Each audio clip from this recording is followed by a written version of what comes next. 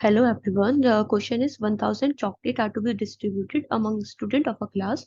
Okay. It was observed that when some student were given 3 chocolate each, मतलब कुछ बच्चों को हमने 3 चॉकलेट दिए हैं, ठीक है, and remaining student were given 4 chocolate, ठीक है। इसका मतलब कि हम जितने भी टोटल नंबर ऑफ स्टूडेंट्स हैं उसमें से कुछ बच्चों को 3 चॉकलेट मिली है, एक बच्चे को 3 चॉकलेट मिली है, एंड कुछ बच्चों को 4 चॉकलेट मिली है।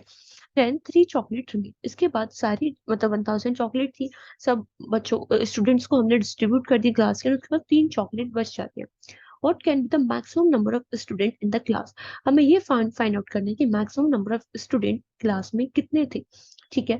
अगर हम इसमें ये एज्यूम करें कि जो 3 चॉकलेट्स है, ठीक है, 3 चॉकलेट्स जो जिन बच्चों को मिल रही है अगर वो ए है, एंड 4 चॉकलेट जिन बच्चों को मिल रही है, ठीक है, अगर वो बी है, ठीक है, इसका मतलब क्या हुआ, हमें ए प्लस बी को मैक्सिमाइज करना है ना।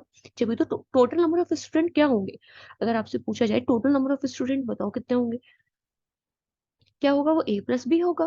क्योंकि टोटल बच्चों में से दो ही कैटेगरी में बाइफर्केशन हो रहा है कि दो कैटेगरी में कैसे बाइफर्केशन हो रहा है, ए और बी।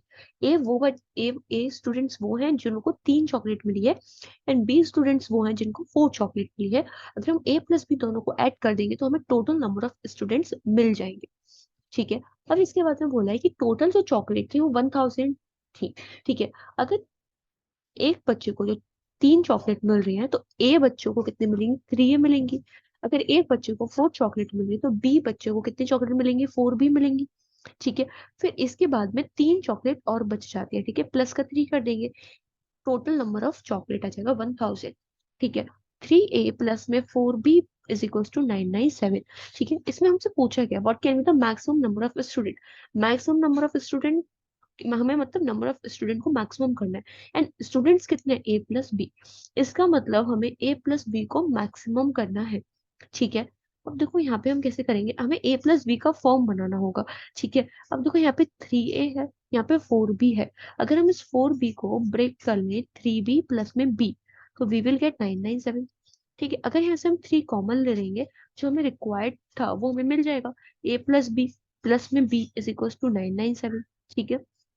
फिर इसके बाद में ए प्लस बी को हमें क्या करना है, मैक्सिमाइज करना है, ठीक है। तो हम क्या करते हैं, बी को ना 1 पुट करते हैं, लेट बी भी 1।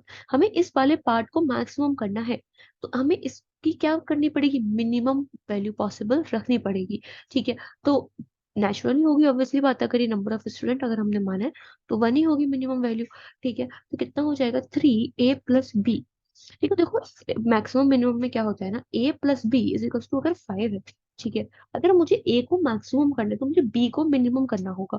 सेम केस यहाँ पे हुआ है, ठीक है। अगर मुझे 3 ए प्लस बी को मैक्सिमम करना है तो मुझे बी को क्या करना पड़ेगा, मिनिमम करना पड़ेगा, ओके। तो इस केस में फिर आगे करते हैं, बी की वैल्यू हमने 1 पुट करी, 3 a plus B is equal to 996, ठीक है। ए प्लस बी की वैल्यू कितनी आ जाएगी, 332, ठीक है। तो मैक्सिमम नंबर ऑफ स्टूडेंट्स कितने हो जाएंगे क्लास में, 332।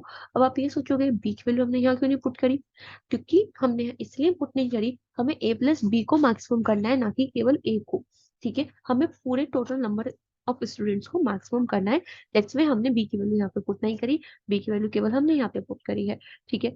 I hope you understand this concept, and इसमें जो इंपॉर्टेंट चीज थी वो ये था कि आपको मैक्सिमम मिनिमम पे डील करना आना चाहिए कि कैसे हमें मैक्सिमम मिनिमम की वैल्यू निकालनी होती है।